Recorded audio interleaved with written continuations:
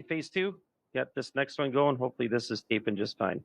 Okay, so quizzes number 2 for the final exam. All right, this is expand. Anything in a new, there's really nothing I can write here. This isn't enough. So the square root of x is equal to x to the 1/2 power. So, all right, these are all up in the numerator. So these, for their logarithms, should have pluses in front of them. So ln of 5 plus ln of x to the 1/2. Sorry, I wrote that weird. That's x raised to the 1/2. Then 1/2 pulled out in front, and then minus ln of y. I don't know. There's nothing really to describe on that. That's over. Okay, described. Here we go. Polynomial game. X squared, or no, polynomial dance.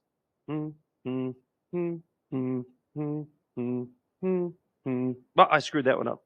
Okay, but anyway, x squared, negative x squared, x cubed, negative x cubed, x to the 4th, negative x to the 4th. So this is going to end like this. That means both limits are negative when you approach x. When x approaches a negative infinity and when x approaches a positive infinity. I said that in reverse, how I circled that. Okay, nothing else to be said there. Get it or you don't. All right, and then same thing with this one, but no, actually not at all. Not a polynomial dance. That's a horizontal asymptote. As a matter of fact, we have a bunch of questions that just ask that, like on our test. Well, I had that in the previous quizzes. So this has a horizontal asymptote of y equals 4 over 2 because the degrees are equal. I can't tell you where that rule comes from anymore. At this point, it has to be memorized. So when you go left or right, plugging in infinity or negative infinity, you're actually being controlled by that asymptote. Next, what is the domain of? Okay, good foilers. And then if you do a 4-step set of factoring for this, you actually make me sad. I don't care. That's why students don't like me in my class. I just say it like it is. Because good foilers know that it would have to be 2x and 1x. And then how do I get plus 1 here? That the 1 times 1, but I have a negative middle term. So let me just try minus 1 and see if I get the middle term. And I do. Negative 2x and negative 1x is negative 3x. Wait a minute. This is a whole. If you remember from my last video, that's still a naughty domain value. It does not exist. So all real numbers except 1, the whole, and 1/2, the vertical asymptote. D. Let's move on. Oh, Mr. S is so mean. When he made this one, he's like, you know what? You want to get nuts? My students just said, let's get nuts. Actually, this was not the one I was thinking of. This one's not nuts at all. Pull out a 2. And good foilers, good factors, what multiplies a negative 8 and adds to be negative 2, negative 4, and 2. X squared, negative 8x. Oh, I'm sorry, what am I doing? I was never good at math. X squared, 2x, negative 4x is negative 2x. Negative 4 times 2 is negative 8. Okay. All right. So only describe the discontinuities. Oh, hopefully I didn't make a mistake on this. What the heck is this? I think I might have to retype this question. Vertical asymptote at vertical asymptote of x equals negative 2. That's true. And a whole at, 4 comma, because these cancel. What is it, 4 comma 0? You have to plug 4 in to find out the coordinate of the whole.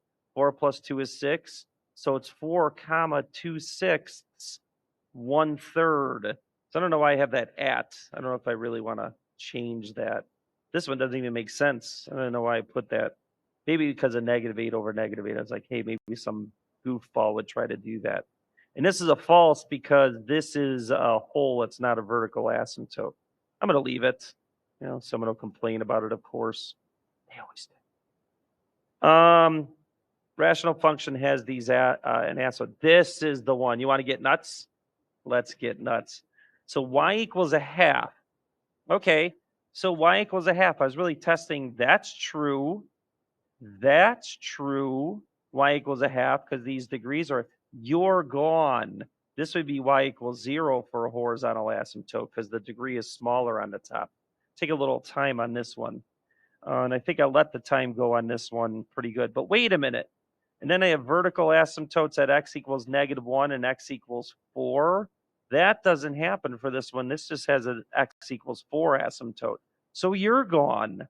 That's how you do multiple choice tests, by the way. So the only thing I'm left with is maybe factoring the numerator and denominators. This is x minus 2x plus 2.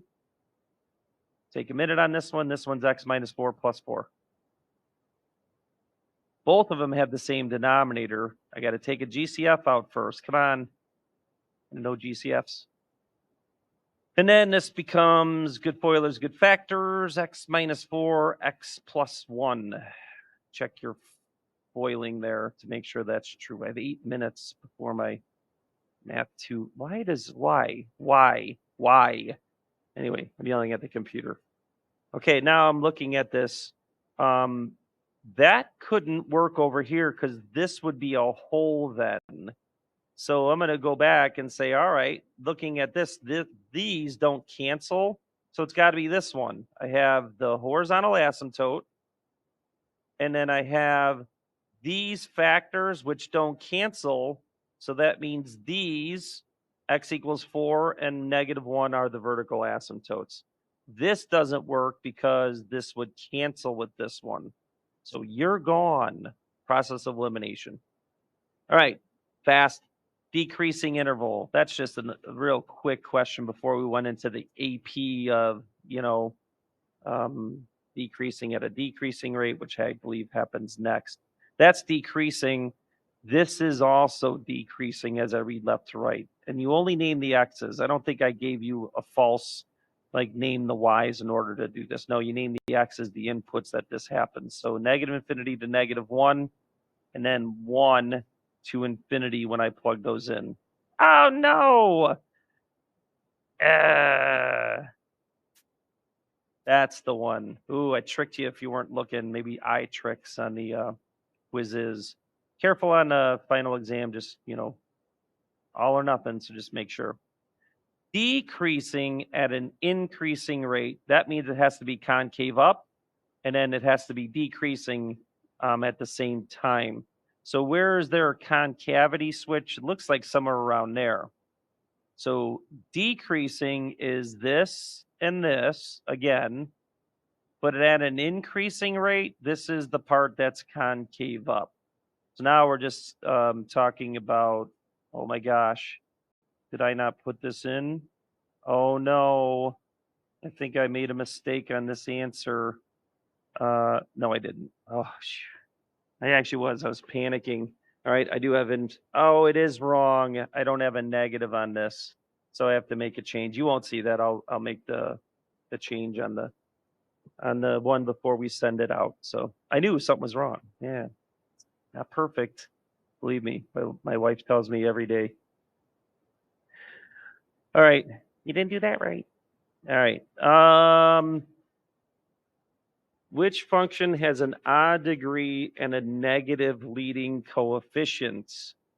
Well, I just did the polynomial dance like a fool. X squared, negative x squared. I hope I'm doing this right with you looking at me. I don't know. And then, so that's a negative x cubed. All right, that's how that would end up. Or fifth, or seventh, or whatever. Look at this. A is D, C is B, B is A, D is C. The world is turning upside down. So it's actually B, which is C. What is going on? I don't understand. Cats and dogs living together in harmony. Mass hysteria. Name the movie. Ghostbusters. So we have -3, 0 is a 0, and 2. Okay, so this is a double 0. So that means this should be a factor with a squared on it. And I wanted to make this like better, more tricky, like move the squareds around and so on and so forth. And I just didn't. Sorry. This is x minus 0, which is just x. People always forget this factor. And then this is x minus 2, nothing special. So now let's search around where we have this. We have x plus 3 squared. You're gone, x plus 3 squared. It's not negative. Polynomial dance again. The thing got stuck in the desk. So it ends up like that. So you're gone. So these two are gone. Oh, goodness gracious, you're gone. And then x minus 0, which is just x, and then x minus 2. So that one. Next. Okay, you want to get nuts? Let's get nuts. That 2 is a 0, so that means 2, not negative 2. If it said x minus 2, then you'd said if it was x plus 2, then it'd be negative 2. But 2 is a 0, 2 goes into synthetic division. Okay, and you got to be able to synthetically divide pretty quick. Oh, goodness. 3 minutes. What question? Oh my gosh, I might have to cut this in half. 2 times 1 is 2, negative 1. Negative 2. If this does not equal 0, I'm a fat lion bum. I'm not. Okay, I did double check it, but I've already made one mistake up there. So, okay, what multiplies a negative 3 and adds to negative 1? Nothing. So let's all sing together, everyone. When a polynomial is not factorable, we have to do the quadratic formula. Ready, set, go. The opposite of b plus or minus the square root of b squared minus 4ac all over 2a. Okay, so 4 negative times negative 3 is 12. 1